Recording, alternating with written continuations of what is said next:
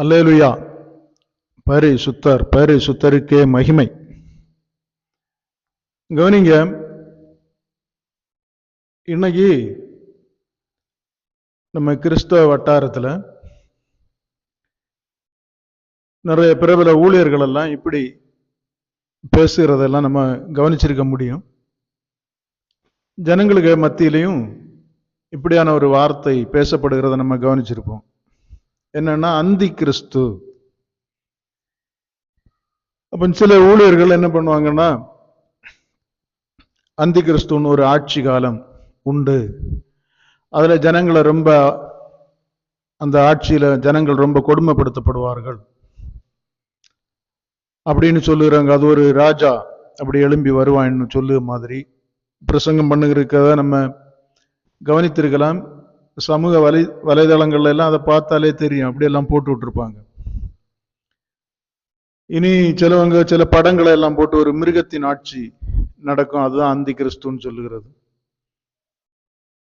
இப்படி அந்தி கிறிஸ்துன்னு சொல்லிட்டு ஒரு ஆட்சி இனி வரப்போகிறது மாதிரியும், அது ஜனங்களை கொடுமைப்படுத்துகிறது மாதிரியும்,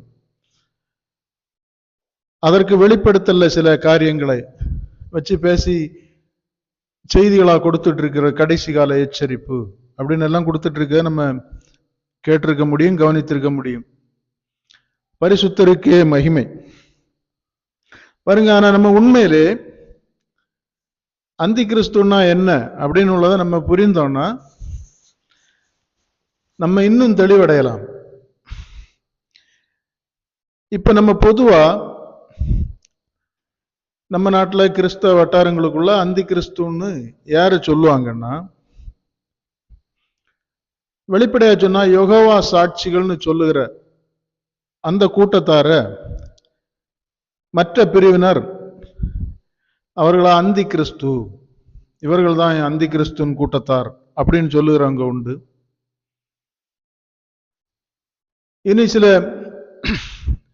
சடங்கு சம்பிரதாயங்களோடு வழிபாடு செய்கிறவர்கள் எல்லாம் அப்படி சொல்லுகிற கூட்டத்தார் உண்டு.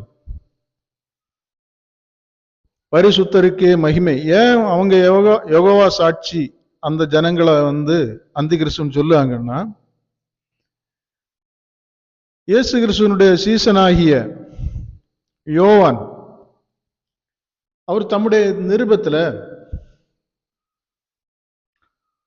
குமாரனை மறுதலிக்கிறவன் அந்தி கிறிஸ்துன்னு உள்ளது மாதிரி பேசியிருப்பார்.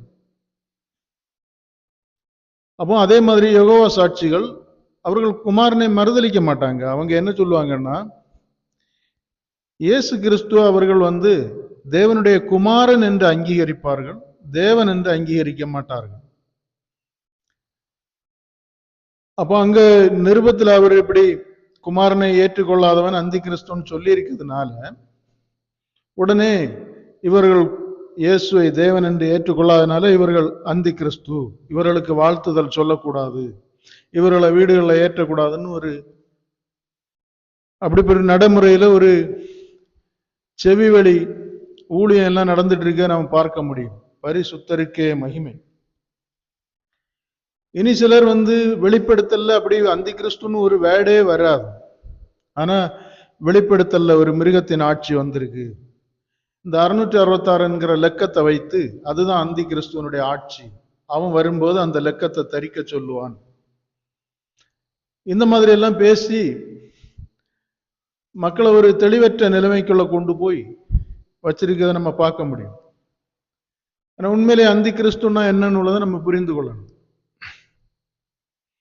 இந்த அந்தி கிறிஸ்துன்னு சொல்லுகிற வார்த்தை வேதத்துல யோவானுடைய நிருபத்துல மட்டும்தான் இருக்கும். அவர் எழுதியிருக்கிற நிருபம் 1ஆம் நிருபத்துல 4ஆம் அதிகாரத்திலையும் 2ஆம் நிருபத்துல ஒரு அதிகாரம் தான் இருக்கும், அதுலேயும் எழுதப்பட்டிருக்கும், இந்த வேர்டு யூஸ் பண்ணியிருக்கும். பரிசுத்தருக்கே மகிமை. நம்ம அதை குறித்து தியானிப்போம். அதுக்கு முன்னாடி இந்த அந்தி கிறிஸ்துன்னா என்னன்னா, இப்ப கிறிஸ்து அவருக்கு எதிரானவன். அப்ப அந்தி கிறிஸ்துன்னா பிசாசை தான் குறிக்கிறது. தேவனுக்கு எதிரானவன் Antichrist, Christ Antichrist, கிறிஸ்து அந்தி கிறிஸ்து. அப்ப பிசாசானவனை தான் அந்தி கிறிஸ்துன்னு சொல்லப்பட்டிருக்கு.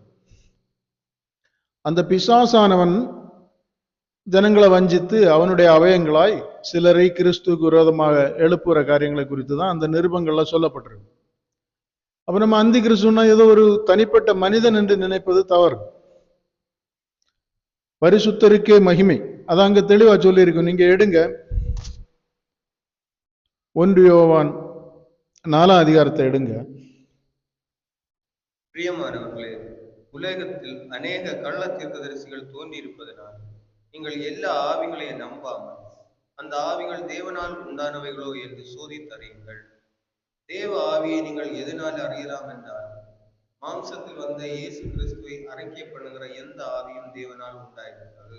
பாருங்க, இவர் எந்த இடத்துல யோவான் அதை சொல்லுகிறார்னா, ஆவிகளை குறித்து பேசும்போது சொல்லுகிறார். பாருங்க, தேவனிடத்திலிருந்து வந்த ஆவி என்று சொன்னால் கிறிஸ்துவை அறிக்கை பண்ணுகிற ஆவி தேவனிடத்திலிருந்து வந்ததென்றும், கிறிஸ்துவுக்கு விரோதமாக செயல்படுகிற ஆவிகள், அந்த தன்மைகள் எல்லாமே கிறிஸ்துவுக்கு விரோதமானது என்றும் பேசி சொல்லி வருகிறார். அப்ப நம்ம ஆளு என்ன நினைக்காங்கன்னா, இயேசுதான் தேவன் என்று விசுவாசிச்சா அவர்கள் நல்ல கிறிஸ்து மாதிரியும், இயேசு தேவன் இல்லை என்று சொன்னா உடனே அவர்கள் எல்லாம் அந்தி கிறிஸ்துன்னு நினைக்காங்க. அங்க பாருங்க, மாமிசத்தில் வந்த கிறிஸ்துவை அறிக்கை பண்ணுகிறேன்னு சொல்லியிருக்கு. தேவனுடைய ஆவி என்று எதை சொல்லி இருக்குன்னா, மாம்சத்தில் வந்த கிறிஸ்துவை அறிக்கை பண்ணுகிற. அப்ப நம்ம நினைக்கும் உடனே அறிக்கை பண்ணுகிறேன்னா அவர் தான் தேவன் என்று சொல்லுகிற. அப்படி அல்ல. அவரை தேவன் என்று சொல்லுகிறதுனால நாம் அவருடைய ஆவியை பெற்றவர்கள் என்று ஏற்றுக்கொள்ள முடியாது. அப்படிப்பட்டவர்கள் உடனே தேவனுடைய பிள்ளைகளும் ஆக முடியாது. ஏன்னா இங்க அவரை ஏற்றுக்கொண்டவர்கள் எத்தனை பேர்களோ அத்தனை பேர்களும் தான் தேவனுடைய பிள்ளைகள் என்று இதே யோவான் தான் இங்கே சொன்ன அதே யோவான் தான் அவருடைய சுவிசேஷத்துல எழுதியிருப்பார் 1ஆம் அதிகாரத்துல. அவரை ஏற்றுக்கொண்டவர்கள் எத்தனை பேர்களோ, கிறிஸ்துவை ஏற்றுக்கொண்டவர்கள் எத்தனை பேர்களோ அத்தனை பேர்களும் தேவனுடைய பிள்ளைகள் ஆகும் அதிகாரத்தை கொடுத்தார். அப்படி அந்த அதிகாரத்தை பெற்றவர்கள் மாம்ச சித்தத்தினாலும் புருஷ சித்தத்தினாலும் பிறவாமல் தேவனால் பிறந்தவர்கள். அப்ப தேவனால் பிறக்காத எல்லாருமே சாத்தானுடைய ஆளுகைக்குள்ளும் அவனுடைய அதிகாரத்திற்குள்ளும் அவனுடைய பாவத்திற்குள்ளும் அவனுடைய மரணத்திற்குள்ளும் தான் இருக்கிறோம். பரிசுத்தருக்கே மகிமை. இப்ப பாருங்க, இது முதல் கிறிஸ்துவுக்குள் மரிக்கிறவர்கள் பாக்கியவான்கள். கிறிஸ்துவை ஏற்றுக்கொண்டுட்டு அப்படின்னா கிறிஸ்துவை அறிக்கை பண்ணிட்டு அல்லது அவர் தேவன் என்று சொல்லிக்கிட்டு மரிச்சா உடனே பரலோகம் கிடையாது. கிறிஸ்துவுக்குள் மரிக்கிறவர்கள் பாக்கியவான்கள். அப்படின்னா அவருடைய மரணத்திற்கொப்பான மரணத்தில் இணைக்கப்பட்டு அவருடைய உயிர் தழுதலில் பங்கு பெறுகிற அந்த மரணத்தை சொல்லப்பட்டிருக்கு.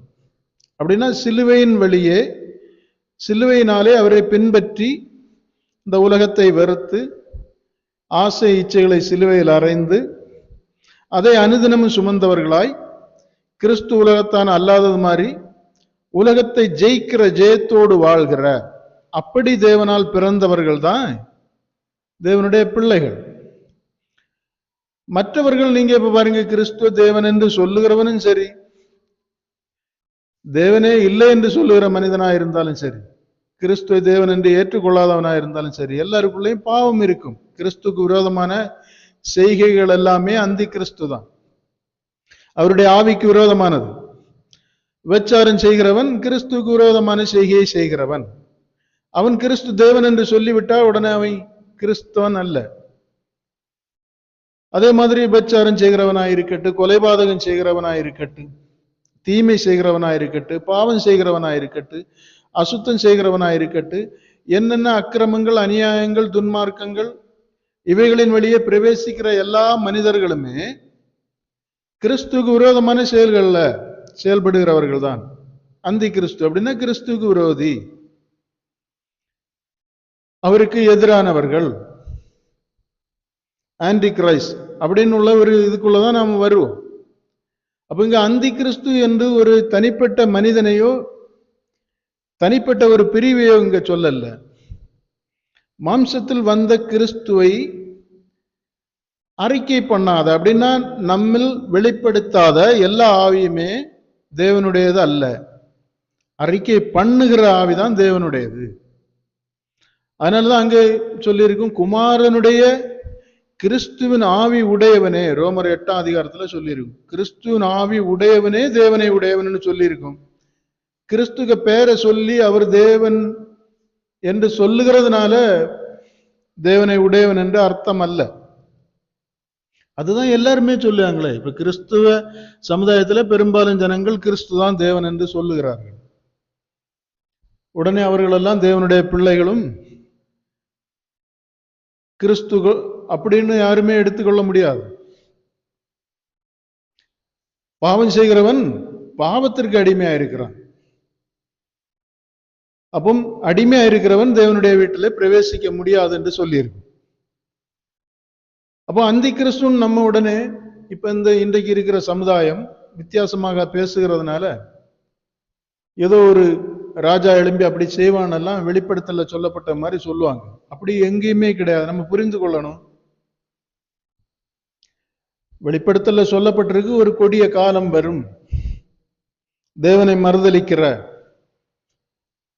சுவாப அன்பில்லாத, தேவ பக்தியை விருதாவாய் இது பண்ணுகிற கள்ள தீர்க்க தரிசிகள் எல்லாம் எழும்புவார்கள்னு அநேக காரியங்களை குறித்து சொல்லப்பட்டிருக்கு. இங்க அந்தி கிறிஸ்துன்னு சொல்லுகிறது ஏதோ இன்னைக்கு ஆட்கள் என்ன நினைக்காங்கன்னா, இனி புதிதாய் வருகிற ஒரு சாம்ராஜ்யம், ஒரு ஆளுகை என்று. அதே யோவான்லே சொல்லி இருக்கும், அந்த அந்தி கிறிஸ்து இப்போதும் இருக்கிறானே என்று அவருடைய காலத்தில் இருக்கிறதாகவும் அவர் சொல்லுவார். பரிசுத்தருக்கே மகிமை. நீங்க அந்த யோவான் 4ஆம் அதிகாரமும் 2 யோவான் 1ஆம் அதிகாரமும் படிச்சீங்கன்னா அதிலே போட்டிருக்கும், இப்பொழுதும் அப்படிப்பட்ட அந்தி கிறிஸ்துகள் இருக்கிறார்கள் பூமியில. அப்ப அவர்களுடைய காலத்திலே இருக்கிறார்னா அவர் எதை மீன் பண்ணி சொல்லுகிறார்னா, அவர் ஏன் அப்படி சொல்லுகிறார்னா, அந்த காலத்துல தேவனை யெகோவா அப்படின்னு ஏற்றுக்கொண்ட ஒரு சமுதாயம் இஸ்ரவேலர் இருந்தார்கள். அவர்கள் தேவனை ஏற்றுக்கொண்டார்கள். தேவனை எப்படி ஏற்றுக்கொண்டார்கள் என்று சொன்னால், ஆபிரகாமோடு பேசின தேவன், ஈசாக்கை வழி நடத்தின தேவன், யாக்கோவுக்கு துணை நின்ற தேவன், மோசையோடு வழி நடந்த தேவன் என்று அப்படி தேவனை அவர்கள் புரிந்து நியாயப்பிரமாணம் என்கிற அந்த சட்டதிட்டத்தின்படி, ஆசாரியர்களுக்குரிய அந்த ஆகம விதிகளின்படி தேவனை தொழுது கொண்டு தேவனை சேவித்துக் கொண்டு இருந்த ஜனங்கள், இயேசு தேவனுடைய குமாரனாய் வெளிப்பட்டு புதிய நேமத்தோடு பாவத்தை மரணத்தை ஜெயிக்கிற வழியாய் சத்தியமாய் ஜீவனாய் கடந்து வந்த போது இயேசுவை ஏற்றுக்கொள்ளல அநேகர். அப்ப அங்க ஒரு பிரிவினை இருக்குது. இயேசுவை ஏற்றுக்கொள்ளாத தேவனை தேடுகிற ஒரு கூட்டம், பரிசேய வேதபாரகர்களுக்கு உடன்பட்டு அவர்களோடு வாழ்கிற ஒரு கூட்டம். இனி இயேசுவை தேவன் அனுப்பினார் என்று விசுவாசித்து அவர் தேவனுடைய குமாரன் என்றும் அப்படி விசுவாசித்து கிறிஸ்துவை ஏற்றுக்கொண்ட ஒரு குரூப்பை கிறிஸ்தவர்கள் என்று சொல்லப்பட்டிருக்கு. அதனாலதான் அங்க அழகா எழுதியிருக்கும், முதலில் சீசர்களுக்கு கிறிஸ்தவர்கள் என்ற பெயர் வழங்கப்பட்டது. அப்போஸ்தலர் நடவடிக்கையில படிச்சா தெரியும். அப்போ கிறிஸ்துவை ஏற்றுக்கொள்ளாத ஒரு குரூப் இருக்குது, கிறிஸ்துவை ஏற்றுக்கொண்ட ஒரு குரூப் இருக்குது. அப்போ அவர் பொதுவா சொல்லும்போது சொல்லுகிறார், இந்த கிறிஸ்துவை நாங்க உபதேசிச்சுட்டு போன பிறகு கிறிஸ்துவை ஏற்றுக்கொள்ளாத ஒரு குரூப் உங்களுக்குள்ள வந்து ஏதாவது சொல்லிச்சுன்னா நீங்க அப்படிப்பட்டவர்களுக்கு உடன்படாதுங்க, வாழ்த்துதல் சொல்லாதிருங்க, அப்படி அவர்கள் ஒரு உபதேசத்தை தான் அங்க சொல்லுகிறார்கள். சொல்லும் போதுதான் இப்படி அந்தி கிறிஸ்துவின் ஆவி, கிறிஸ்துவை ஏற்றுக்கொள்ள விடாம தடை செய்கிற ஆவி பூமியில இருக்குது, அது இப்பவும் இருக்குது என்று காலத்திற்கு ஏற்றபடி பேசினார். அதை வச்சுட்டாங்க. இப்ப அந்தி கிறிஸ்துன்னு சொல்லிட்டு உலகம் பூரா இப்படிப்பட்ட பிரசங்கங்கள் கொண்டு போகப்படுகிறது. பாருங்க, அந்தி கிறிஸ்துன்னு சொல்லுகிறது சாத்தான் எப்போது தேவனுக்கு விரோதமாக அவன் எழும்பினானோ, மேட்டிமை கொண்டானோ, அன்றைக்கு அவன் கிறிஸ்துவுக்கு தேவனுக்கு விரோதி. பரிசுத்தருக்கே மகிமை. அவன்தான் பாவத்திற்கு அதிபதி, மரணத்திற்கு அதிபதி. உலகம் அவனால் உண்டாயிற்று. கர்த்தர் சொல்லுகிறார், நீங்கள் உங்கள் பிதாவாகிய பிசாசினால் உண்டானவர்கள். உலகம் என்றால் ஜனங்களை. வானம் பூமியின் தேவன் படைத்து அவையில் உள்ள சர்வ சேனைகளையும் படைத்தார். ஆதி மனிதனை ஆதாமை உண்டாக்கினார். ஏவாளை ஆதாமுக்குள்ளிருந்து சிருஷ்டித்தார். அதுக்கு பிற்பாடு பிசாசானவனுடைய வஞ்சனையினாலே ஜீவ ஆத்மாவாக இருந்த அந்த ஆதாமை பாவ ஆத்மா ஆக்கி, அதுக்கு பிறகு மாம்சத்துல பிறக்கிறதுக்கு எல்லாமே பின் காரணமாய் இருந்தவன் பிசாசு. மாமிசத்துல பிறக்கிறதுக்கு காரணமாய் இருந்தவன். அதனாலதான் யோவான் ஸ்நானன் கூட தம்மிடத்தில் வருகிறதான, மத்தேயு 3ஆம் அதிகாரத்துல படிச்சா தெரியும், தம்மிடத்தில் வருகிறதான பரிசேய வேதபாரகர்களை பார்த்து, அவர்கள் எல்லாம் ஊழியர்கள், அந்த குரூப், விரியன் பாம்பு குட்டிகளே என்று சொல்லுவார். இயேசு கிறிஸ்துவும் சர்ப்ப சந்ததியே என்று சொல்லுவார். ஏன்னா வஞ்சனையில் பிறந்தவர்கள், உருவானவர்கள், பாவத்தில் விழுந்தவர்கள். அப்ப இதுக்கெல்லாமே பாவம், பாவத்தின் சம்பளம் மரணம், மரணத்திற்கு அதிபதி பிசாசு. அப்போ கிறிஸ்துவுக்கு விரோதமான அல்லது தேவனுக்கு விரோதமான செயல்கள் என்கிறது பிசாசு விழுந்த காலத்திலிருந்து தொடங்கிவிட்டது. அப்போ நாம் தேவனுக்கு கீழ்ப்பட்டிராமல் இருந்தால் நாமும் பிசாசுனுடைய, அவன் பிரதான அந்தி கிறிஸ்து, அவனுடைய ஒரு அவயமாய் இருக்கிறோம். கிறிஸ்துக்கு விரோதமாய் நாம் வாழ்கிறோம், சிந்திக்கிறோம், செயல்படுகிறோம். காம விகாரங்கள், அசுத்தமான எண்ணங்கள், கிரியைகள், இவைகளெல்லாம் நம்முடைய இருதயங்கள்ல குடியிருக்கும் போது நாம் தீட்டுப்பட்டவர்களாய் இருக்கிறோம், கிறிஸ்துக்கு விரோதமாய் இருக்கிறோம், தேவனுடைய ராஜ்யத்துக்கு விரோதமாய் இருக்கிறோம். அதனாலதான் மார்க் 7ஆம் அதிகாரத்தில் அவர் சொல்லி இருப்பார், மனுஷனுடைய எண்ணத்திலிருந்து பிறக்கிற உருவாகிற தீமையான எண்ணங்கள் அவனை தீட்டுப்படுத்தி கொண்டிருக்கிறது. அப்ப தீமையான எண்ணமே ஒரு மனிதனை தேவனிடத்திலிருந்து பிரித்து விடுகிறது. அந்தி கிறிஸ்து என்றால் கிறிஸ்துவனிடத்திலிருந்து பிரிந்தவன், கிறிஸ்துவை விட்டு விலகினவன், கிறிஸ்துவோடு இணைய முடியாதவன், கிறிஸ்துவுக்கு புறம்பானவன். அது நாம் அப்படி வாழ்ந்தால் நாமும் ஒரு அந்தி கிறிஸ்து தான். பரிசுத்தருக்கே மகிமை. விபச்சாரம் செய்கிறவன் ஒரு அந்தி கிறிஸ்து, கிறிஸ்துக்கு விரோதி. கொலைபாதகன் கிறிஸ்துவுக்கு விரோதி. அப்ப இங்க தனிப்பட்டு ஒரு நபரை அல்ல, கிறிஸ்துக்கு புறம்பாக ஆவிக்குரிய வாழ்க்கை வாழாமல் நாம் மாம்சத்திற்குரிய வாழ்க்கை வாழுவோமானால் அங்கே கிறிஸ்துக்கு விரோதமான பாவமும் கிறிஸ்துக்கு விரோதமான மரணமும் குடிகொண்டிருக்கும். அப்போ எங்கே பாவம் இருக்கிறதோ, எங்கே மரணம் இருக்கிறதோ, அதனுடைய முடிவு சாத்தானும் அவனுடைய சேனைக்கும் வைக்கப்பட்டிருக்கிற நரக ஆக்கினைக்குள்ள நம்ம கொண்டு போயிடும். அப்ப நரக ஆக்கினைக்குள்ள போகிற எல்லாருமே சாத்தானுடையவர்கள், அவனுக்கு ஆயத்தம் பண்ணப்பட்ட இடத்துல போறவர்கள். கிறிஸ்து ஆயத்தம் பண்ணின இடத்துல, நான் போய் உங்களுக்கு ஒரு ஸ்தலத்தை ஆயத்தம் பண்ணுறேன் என்று சொன்ன இடத்துல போகிறவர்கள் அவருக்குரியவர்கள், கிறிஸ்துவின் பிள்ளைகள், அவருடைய சந்ததி. இப்படிதான் பிரிக்கப்பட்டிருக்கும். அதனால நாம அந்தி கிறிஸ்துன்னா ஏதோ இனி வருகிறது என்று நினைக்க வேண்டாம். அது அப்பவுமே இருக்குது, எல்லா காலத்திலையும் இருக்குது, உலகம் முடியும் வரைக்கும் இருக்குது. அப்ப சிலர் சொல்லுறாங்க வெளிப்படுத்தல இந்த மாதிரி சொல்லி இருக்கு. வெளிப்படுத்தல அப்படி சொல்லவே இல்லை, அந்தி கிறிஸ்துன்னு சொல்லவே இல்லை. வெளிப்படுத்தல அநேக காரியங்கள் தேவ கோபாக்கினையை குறித்து சொல்லப்பட்டிருக்கும். அவர் 7 முத்திரைகளை உடைக்கும் போது என்னென்ன சம்பவிக்கும் என்றும், தேவனுடைய 7 கோப கலசங்களை குறித்தும், 7 எக்கால சத்தங்கள் முழங்கும் போது என்ன நடக்கும் என்கிறதை குறித்து சொல்லப்பட்டிருக்கு. அதுல 13ஆம் அதிகாரத்துல பிசாசை குறித்து கொஞ்சம், 12ஆம் அதிகாரத்தின் முடிவிலையும் 13ஆம் அதிகாரத்திலையும் பிசாசனுடைய தன்மைகளை குறித்து, அவன் எப்படி ஜனங்களை வஞ்சிக்கிறான் என்கிறதை குறித்து சொல்லப்பட்டிருக்கு. பரிசுத்தருக்கே மகிமை. இதை படிங்க, விட்டதை படிங்க. மாம்சத்தில் வந்த இயேசு கிறிஸ்துவை அறிக்கை பண்ணாத எந்த ஆவியும் தேவனால் உண்டானதல்ல. வரும் என்று நீங்கள் கேள்விப்பட்ட அந்தி கிறிஸ்துவனுடைய ஆவி அதுவே. பாருங்க, அவர் சொல்லுகிறார், மாம்சத்தில் வந்த கிறிஸ்துவை அறிக்கை பண்ணாத எந்த ஆவியும் அந்தி கிறிஸ்துவ ஆவின்னு சொல்லுகிறார். அப்ப அறிக்கை பண்ணுகிற ஆவி தேவனுடைய ஆவி என்று சொல்லுகிறார். அப்ப அறிக்கை பண்ணுகிறதுனா வெறும் வாயில இயேசுதான் தேவன் என்று சொல்வதோ அது அல்ல தேவனுடைய ஆவி என்று சொல்லுகிறது. பரிசுத்தருக்கே மகிமை. எவன் ஒருவன் தேவனோடு கிறிஸ்துவும் அவனும் கிறிஸ்தவன். கிறிஸ்துவோடு, அதான் கிறிஸ்து சொல்லும் போது, ஒருவன் என்னிலும் நான் அவனிலும் நிலைத்திருந்தால் மிகுந்த கனிகளை கொடுப்பான். அப்போ பாவத்தில் பிறந்த நாம் பாவத்திலிருந்து விடுதலையும் ரட்சிப்பையும் தர வந்த கிறிஸ்துவோடு இணைந்து அவருடைய ஆவினாலே வழிநடத்தப்பட்டு பாவத்தை மரணத்தையும் அதற்கு துணையாயிருக்கிற இந்த உலகத்தையும் நாம் ஜெயிப்போமானால்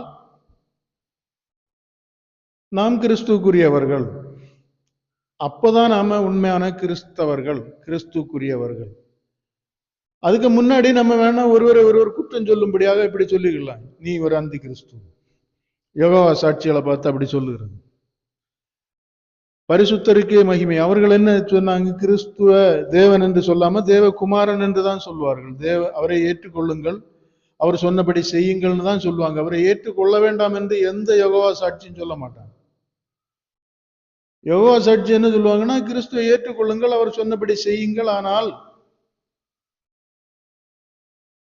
அவரை தேவன் என்று சொல்லாதிருங்கள்னு சொல்லுவார்கள். அது அவர்கள் புரியாம சொல்லுகிறது. ஏன்னா நீங்க வேதத்துல நீங்க படிச்சு பாத்தீங்கன்னா, அவர்கள் வேத வசனங்களை வைத்து நம்மோடு போரிட்டு பேசுவார்கள். எங்கேயுமே இயேசு தம்மை அவராக தேவன் என்று சொல்லிக் கொண்டதே இல்லை.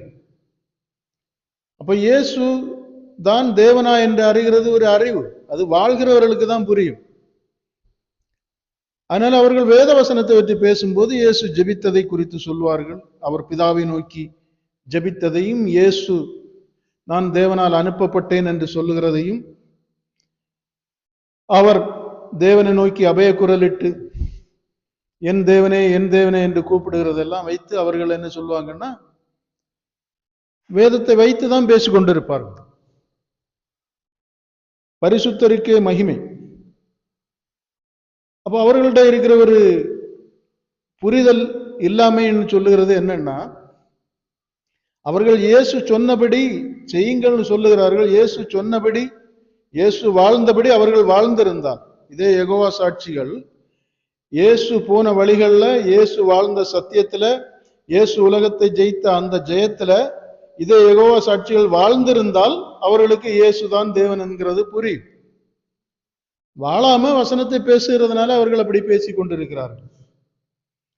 நாம் கிறிஸ்துவினுடைய அந்த வழிகளிலையும் அந்த சத்தியத்திலையும் அந்த வாழ்க்கையிலும் அவருடைய ஆவியோடு இணைந்து வாழ்வோமானால் நமக்கு நிச்சயமாக புரியும், தேவன் தான் கிறிஸ்துவாக வந்தார். பரிசுத்தருக்கே மகிமை. ஆதியிலே தோட்டத்தில் உலாவின தேவன் கிறிஸ்து. நமக்கு புரியும், வாழும்போது தெரியும். ஆபிரகாமோடு பேசினது கிறிஸ்து. கிறிஸ்து அப்ப 2000 வருடங்களுக்கு முன்ன மரியாள் என்கிற ஸ்திரீனிடத்தில் பிறந்தவர் அல்ல. அதற்கு முன்னே நான் இருக்கிறேன், ஆபிரகாம் என்னை கண்டு களி கூர்ந்தான் என்றெல்லாம் அவர் சொல்லுவார். அதை புரியாதவர்கள் உடனே உனக்கு இன்னும் 50 வயசு ஆகல, அதுக்கு முன்ன ஆபிரகாம கண்டியான்னு கல்ல எடுப்பார்கள். அது அவர்களுடைய அறியாமை. அப்போ இங்கே அநேக அறியாமைகள் தான் அநேகரை வஞ்சித்து கொண்டிருக்கிறது. அநேகருடைய உணர்வின்மை தான் அநேகரை வஞ்சிக்கிறது. அநேகருடைய புரிதல் இல்லாம தான் அநேக காரியங்களே புரியல. பாருங்க, இந்த உலகத்துல வானமண்டல ஆவிகள், பிசாசனுடைய ஆவிகள், பாதாளத்திலிருந்து ஏறி வருகிற ஆவிகள் என்று இந்த உலகம் முழுவதும் மனிதனை காட்டிலும் அதிகமாய் ஆவிகள் கிரியை செய்து கொண்டிருக்கிறது. இந்த இடத்துல தேவனுடைய ஆவியும் கிரியை செய்கிறது. இதுல கிறிஸ்துவின் ஆவியை பெற்றுக்கொண்ட ஒரு மனிதன் இருப்பானால் அவன்தான் உண்மையான கிறிஸ்துவுக்குரியவன். பாக்கி எல்லாருமே ஏதோ ஒரு ஆவியினாலே என்ன செய்யப்பட்டிருப்பாங்கன்னா வஞ்சிக்கப்பட்டு கொண்டுதான் இருப்பார்கள். அதனால நம்ம அந்தி கிறிஸ்துன்னு சொன்னா ஒரு குறிப்பிட்ட சாம்ராஜ்யத்தை குறித்தோ ஒரு பிரிவை குறித்தோ அல்லது இனி ஒரு கொடிய காலம் வருகிறது என்று நாம் பேசிக் கொண்டிருந்தோமானால் அப்ப நம்ம இதுக்கு முன்னாடி அந்தி கிறிஸ்து இருக்கிறான் என்று சொன்னதும் பிசாசை குறித்து சொல்லப்பட்ட காரியங்களை எல்லாம் நாம் மறுதலிக்கிறோம் என்ற அர்த்தம். அந்தி கிறிஸ்துனாலே கிறிஸ்துக்கு எதிரானது, ஆன்டி கிரைஸ்ட். அதனால நீங்க அதை புரிந்து கொள்ளணும்.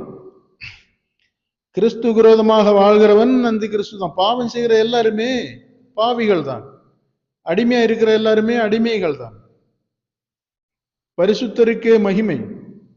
அவர்களுக்கு மேல எல்லாம் பிசாசனுடைய ஆளுகை தான் இருக்குது. அப்ப நம்ம ஏதோ அந்தி கிறிஸ்து ஒரு முத்திரை போட சொல்லும் போது அதை போடாம இருந்துட்டா பரலோக ராஜ்யம், அப்படியெல்லாம் தவறான காரியங்கள் அங்கே சொல்லப்பட்டு அநேகர் பிரசங்கித்துக் கொண்டு இருக்கிறார்கள்.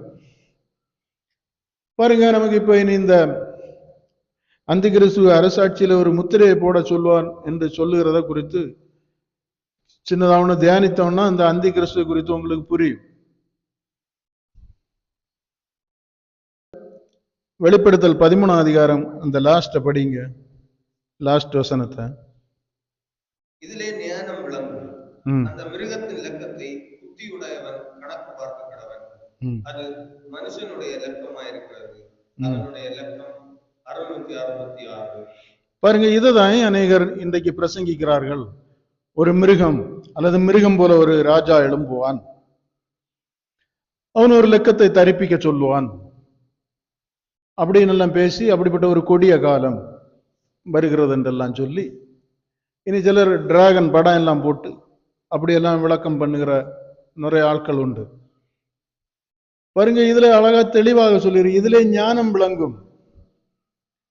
அந்த மிருகத்தினுடைய லெக்கத்தை புத்தி உள்ளவன் கணக்கு பார்க்க கடவன். அங்க எழுதியிருக்க மாதிரி படிச்சுட்டு போனதுக்கு சொல்லல. இதுல இதுக்குள்ள ஒரு ஞானம் இருக்கிறது.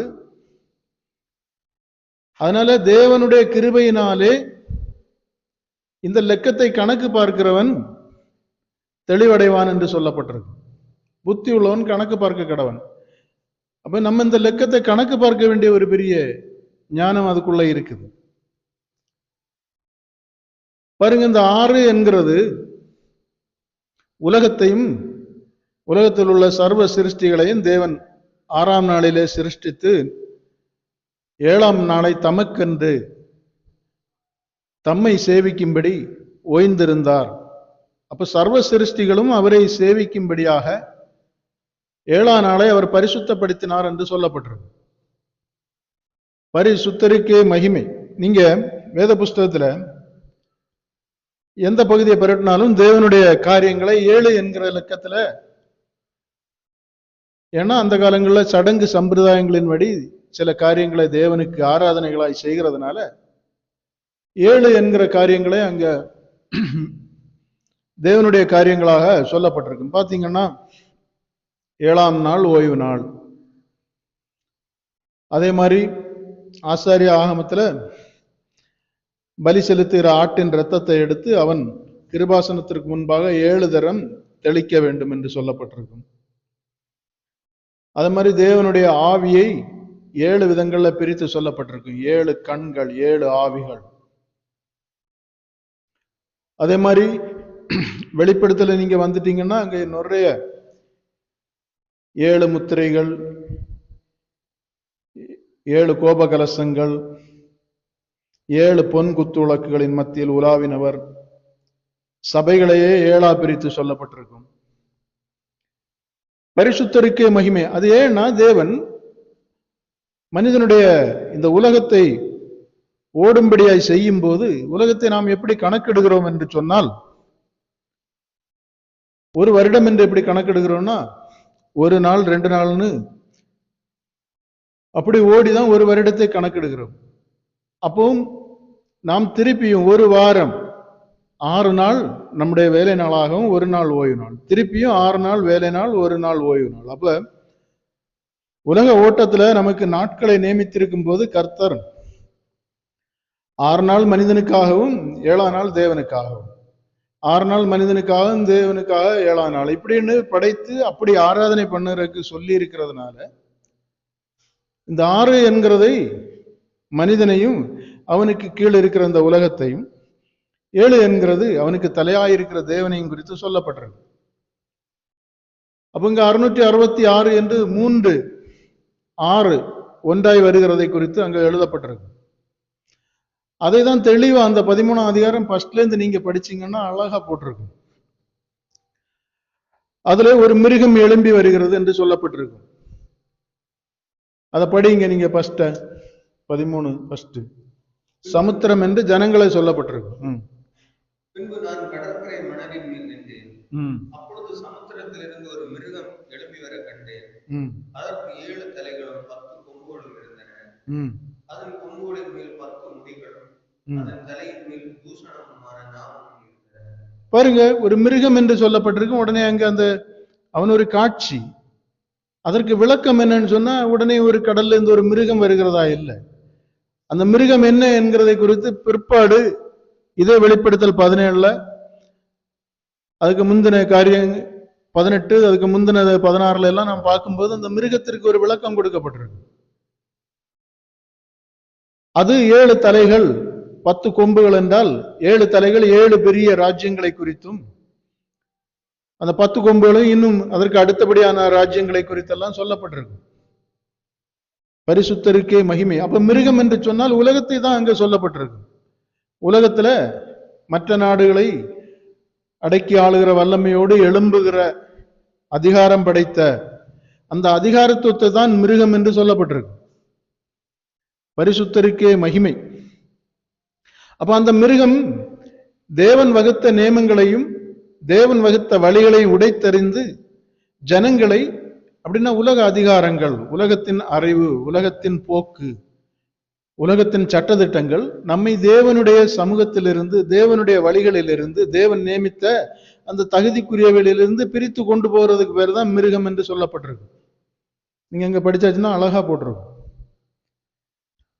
அது ராஜ்யங்களை குறிக்கிறது என்றும் அதிகாரங்களை குறிக்கிறது என்று போட்டிருக்கும். அதற்கு அந்த மிருகத்திற்கு வலுசர்ப்பம், வலுசர்ப்பம் என்றால் பிசாசை குறிக்கிறது. ஆதியிலே மனிதனை கெடுத்த அந்த பிசாஸ் என்றும் பழைய பாம்பு என்றும் சாத்தான் என்றும் சொல்லப்படுகிற அந்த வலுசர்ப்பம். வலுசர்ப்பம் என்றால் சாத்தான்.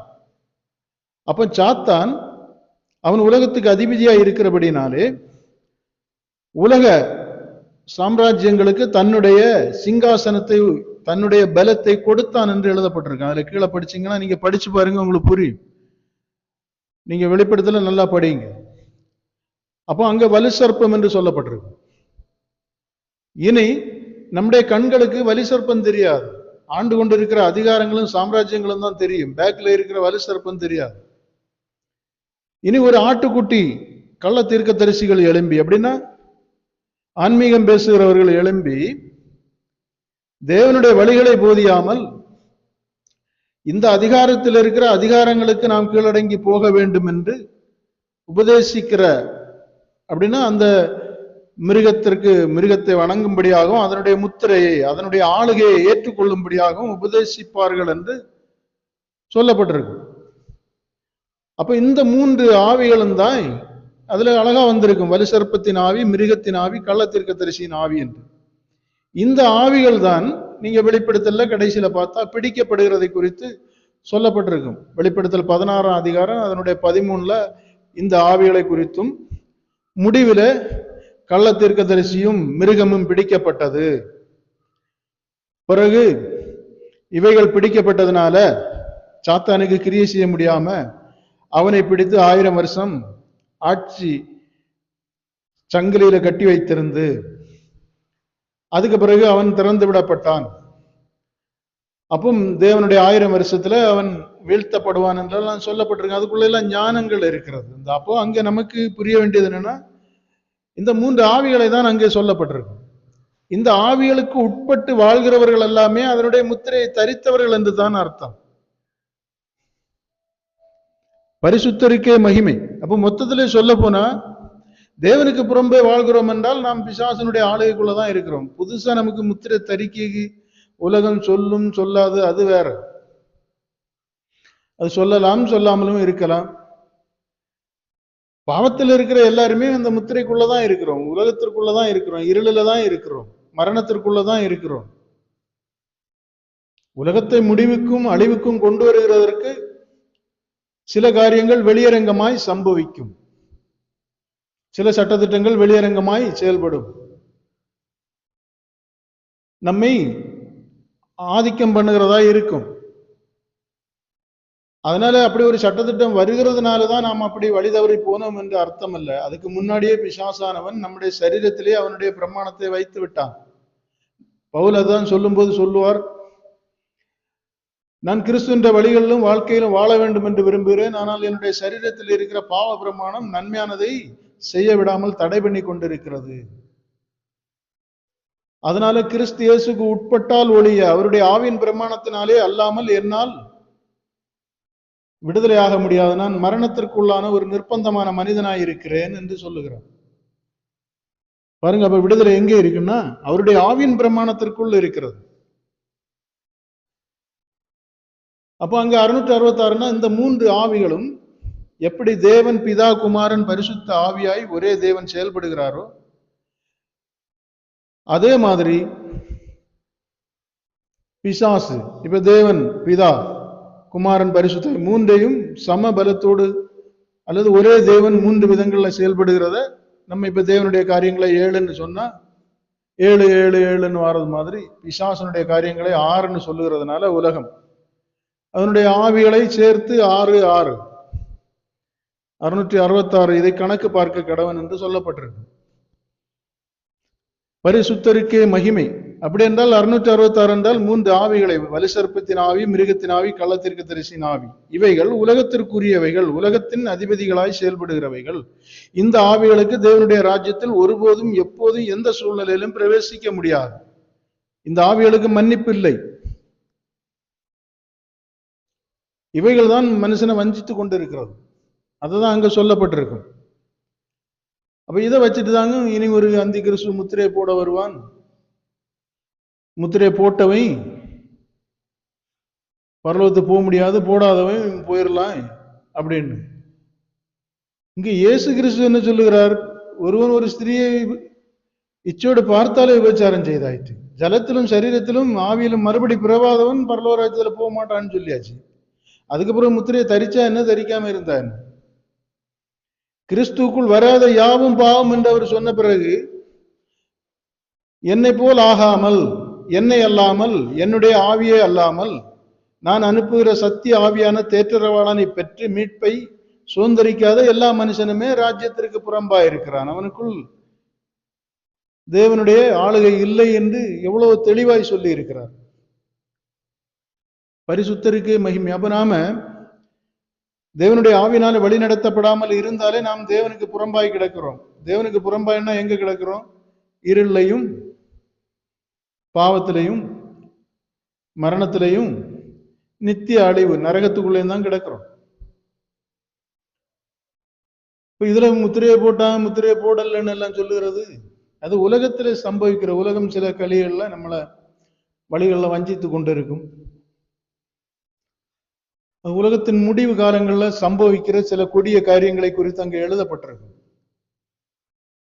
பரிசுத்தருக்கே மகிமை. உடனே நாம் அதை வைத்து கொண்டு பேசிட்டு இருக்க கூடாது. அப்படியானால் நீங்களே புரியுங்க.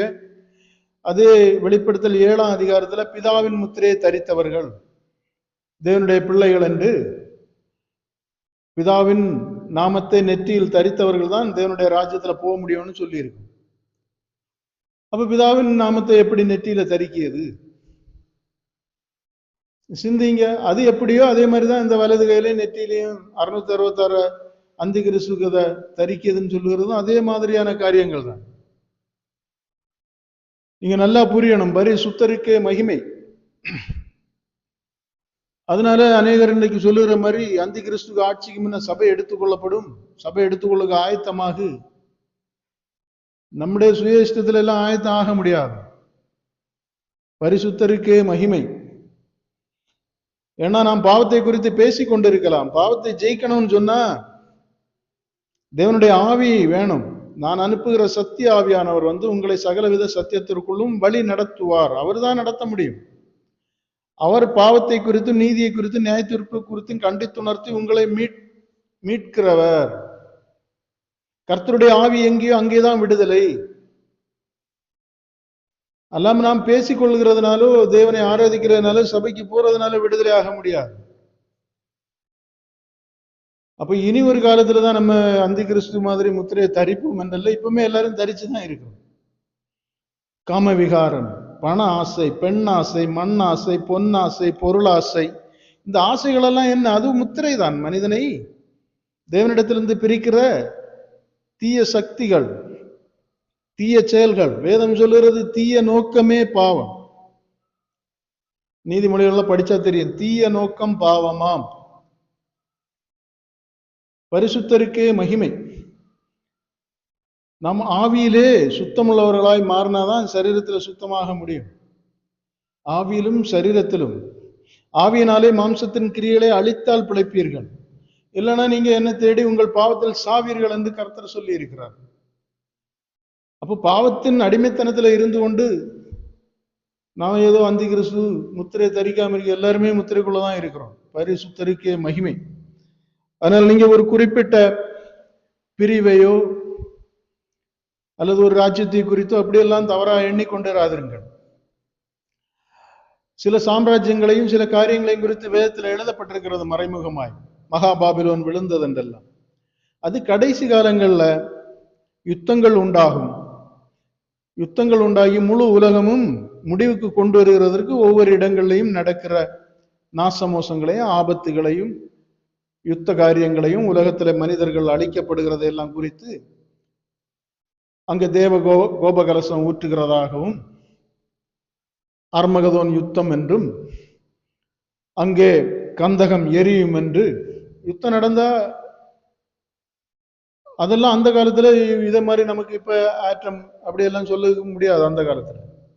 அதனால அங்க கந்தகம், அக்னி, புகை அப்படின்னு எழுதப்பட்டிருக்கு.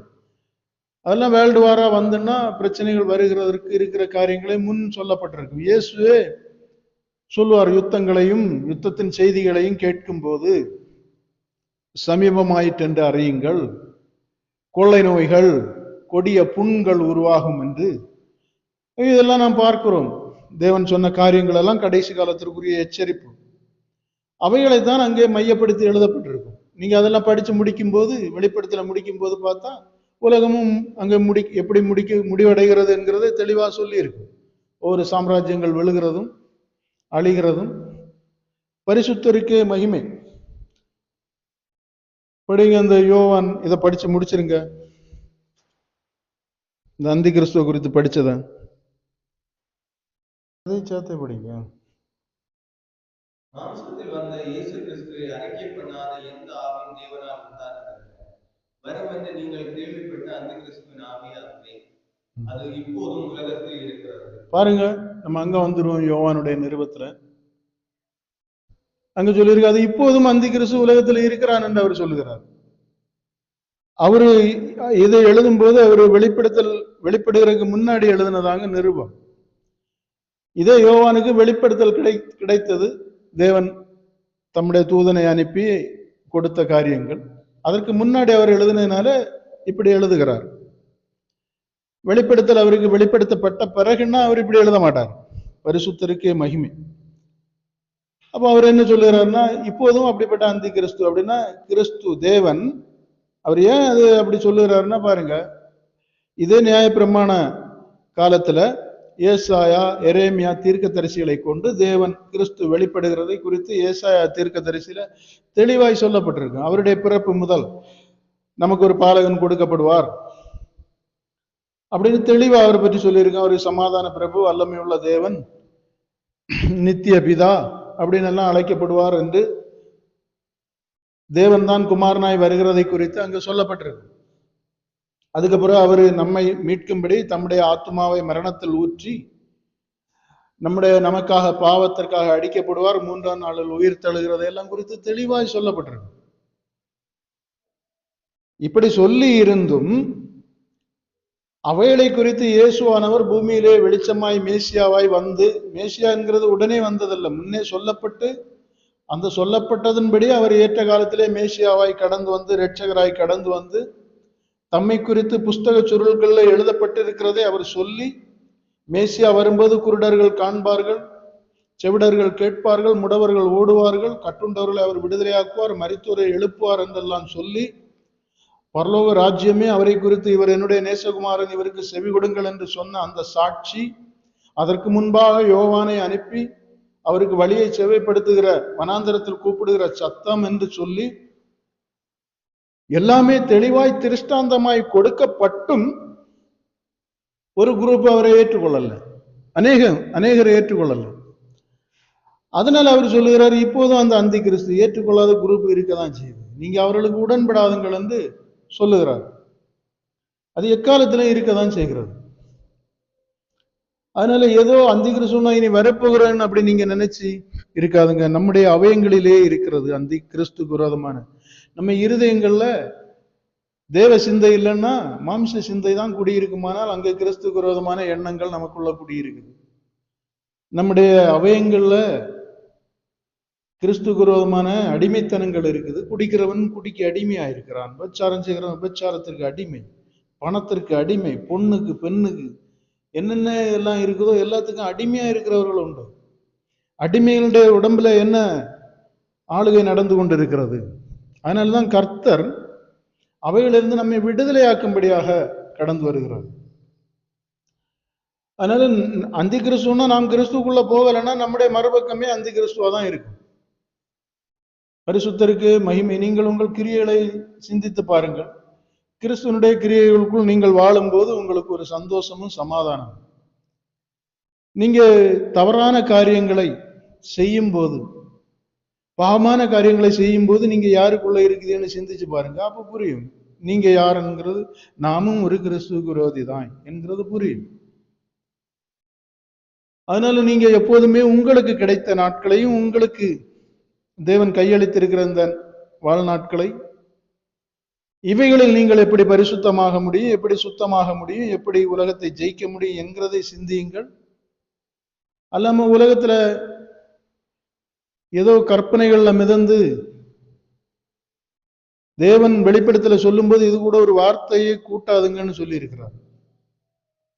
அப்ப அறியாதவைகளில் துணிவாய் புகுந்து தங்களுடைய மன எண்ணங்களை இப்படித்தான் என்று திணிக்கிற அந்த ஊழியர்களோடு, அவர்களுக்குள்ள இருக்கிற ஆவிகளோடு நீங்கள் உடன்படாதிருங்கள் என்று தான் உங்களுக்கு புத்தி சொல்லுகிறோம். அல்லாம அந்திக்கிற சொன்னா அது வரட்டு, அது எப்பவுமே இருக்கதான் செய்கிறது. பரிசுத்தருக்கே மகிமை, பரிபூரணருக்கே மகிமை. அதனால நீங்க அதை குறித்து ஒரு தெளிவு உங்களுக்குள்ள உண்டாக வேண்டும். மீதியை படிங்க.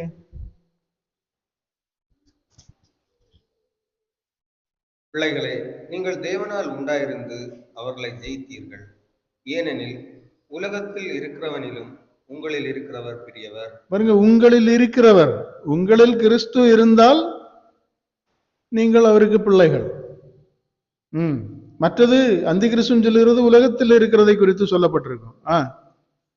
அவர்கள் உலகத்துக்குரியவர்கள், ஆகையால் உலகத்துக்குரியவைகளை பேசுகிறார்கள், உலகமும் அவர்களுக்கு செவி கொடுக்கும். பாருங்க, அவர்கள் என்று அவர் சொல்லுகிறதே கிறிஸ்துவுக்கு மாற்றான உபதேசங்களை கொண்டு வந்து கிறிஸ்துவை சேர விடாமல் தடை பண்ணுகிறவர்களை குறித்து தான் சொல்லுகிறார்.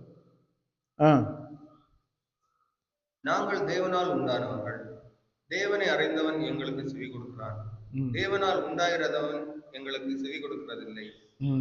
இதனாலே சத்திய ஆவி இன்னதென்றும் வஞ்சக ஆவி இன்னதென்றும் அறிந்திருக்கிறோம். பாருங்க, வஞ்சக ஆவியை தான் அந்தி கிறிஸ்துவின் ஆவின்னு சொல்லுகிறது, சத்திய ஆவின்னு சொல்லுறது தேவனுடைய ஆவியை சொல்லியிருக்கு. இனி அப்படியே வந்துருங்க. 2 யோவான் 1ஆம் அதிகாரம். நாம் அவருடைய கற்பனையின்படி நடப்பதே அன்பு. பாருங்க, இங்க அவரு சில காரியங்களை சொல்லிட்டு சொல்லுகிறார். அன்பில்லாதவன் தேவனை அறியான். அப்ப அன்பு என்றால் என்ன? தேவனுடைய கற்பனையின்படி நடப்பது.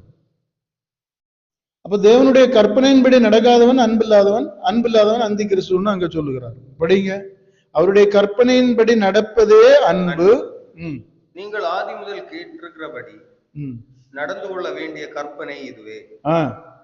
மாம்சத்தில் வந்த இயேசு கிறிஸ்துவை அறிக்கை பண்ணாத அநேக வஞ்சகர்கள் உலகத்தில் தோன்றி இருக்கிறார். பாருங்க, மாமிசத்தில் கிறிஸ்து அன்பாக வெளிப்பட்டார். தேவன் அன்பாகவே இருக்கிறார்.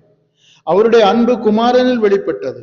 நாம் பாவிகளாய் இருக்கையில் நம்முடைய பாவத்தை குறித்து எண்ணாமல், நம் பாவத்திற்கு நமக்கு தண்டனை தர கிறிஸ்துவை அனுப்பாமல், பாவத்தை மன்னித்து நம்மை விடுதலையாக்க தேவன் தம்முடைய அன்பை வெளிப்படுத்தினார். அந்த அன்பு தான் கிறிஸ்து. அந்த அன்பு தான் கிறிஸ்துவாய் வெளிப்பட்டது. அப்போ அந்த அன்பு நமக்கு எதை கற்றுத்தருகிறதுனா, நாம் தேவனுடைய கற்பனையின்படி வாழ வேண்டும் என்கிறது தான் அன்பு என்கிறதை கற்றுத்தருகிறது. அப்ப அந்த அன்பு இல்லாதவன், தேவனுடைய கற்பனையின்படி வாழாதவனை அவர் இங்க என்ன சொல்லுகிறார்னா, அந்த மாமிசத்தில் வந்த கிறிஸ்துவை அறிக்கை பண்ணாத, அதன்படி வாழாம, அதை வெளிப்படுத்தாத. கிறிஸ்து நமக்குள்ள இருந்தா நாம் அவரை புசித்தோமானால், அதான் அவர் சொல்லுகிறார், என் ரத்தத்தை புசித்து என் மாம்சத்தை புசித்து என் ரத்தத்தை பானம் பண்ணுகிறவனுக்கு என்னிடத்தில் பங்குண்டு என்று. அப்படின்னா நாம எதை புசிக்கிறோமோ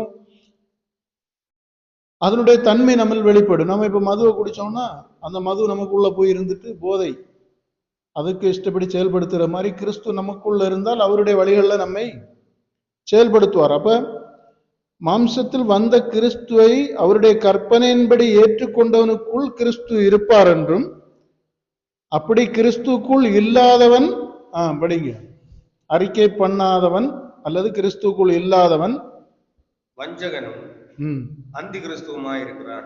பாருங்க, வஞ்சகனும் அந்தி கிறிஸ்துவுமாய் இருக்கிறான். அப்படின்னா பிசாசுக்கு உரியவனாய் இருக்கிறான்.